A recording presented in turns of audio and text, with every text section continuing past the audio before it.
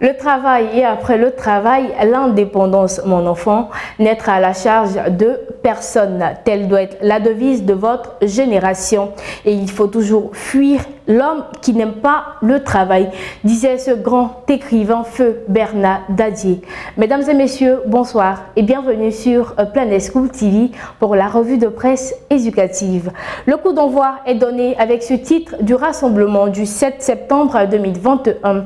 La phase régionale des états généraux lancée dans le sud Comoé. La population d'Aboisseau a accueilli à son tour le lancement officiel des assises régionales des états généraux de l'éducation nationale et de l'alphabétisation EGENA ce vendredi 3 septembre 2021 pour l'inspecteur général Yédé Olemou Anastasie, chef de délégation. Il s'agit dans un premier temps de mobiliser et sensibiliser tous les acteurs en vue des concertations régionales dans le cadre des EGENA. Il souhaite donc l'implication de toutes les couches sociales dans ces concertations régionales. On s'intéresse à Fratmat qui a titré Enseignement technique et formation professionnelle. Le ministre veut revoir le programme de formation.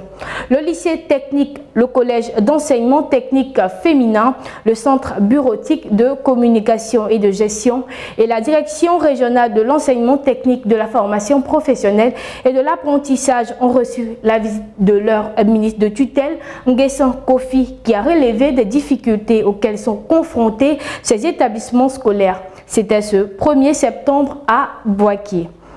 Plus de 100 millions de francs investis dans les infrastructures scolaires de Divo. C'est ce que nous propose l'organe Le Mandat. Améliorer les conditions de travail et des résultats des apprenants de Divo. Tel est le combat du conseil municipal de Divo, dirigé par le maire Amédée Kouakou, qui a entrepris d'importants investissements en matière d'infrastructures scolaires pour la prochaine rentrée à hauteur de 773 968 942 francs CFA de juin 2013 à septembre 2021. Le vendredi dernier, le ministre maire a procédé à la remise des clés des bâtiments rénovés ou construits à 3 groupes de la commune de Divo, où il a demandé des résultats probants aux bénéficiaires. Publié ce 6 septembre 2021. Direction Abobo, où 17 élèves ont vu leur scolarité assurée par Kandia Kamara.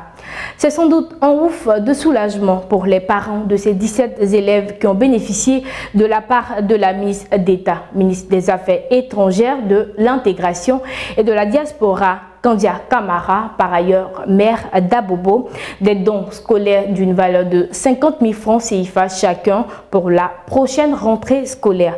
Ce don intervient dans le cadre d'un projet dénommé Lotus, initié par l'ONG Givers Smile, dont l'objectif est de renforcer les acquis éducatifs des élèves vivant dans des milieux dits défavorisés en prenant en compte certains aspects de leur milieu de vie. Fin de cette édition, merci d'avoir été des nôtres ce mardi. N'oubliez surtout pas de nous suivre sur planetschoolmagazine.net pour plus d'informations éducatives nationales et internationales. Rendez-vous ce vendredi pour la dernière de la semaine.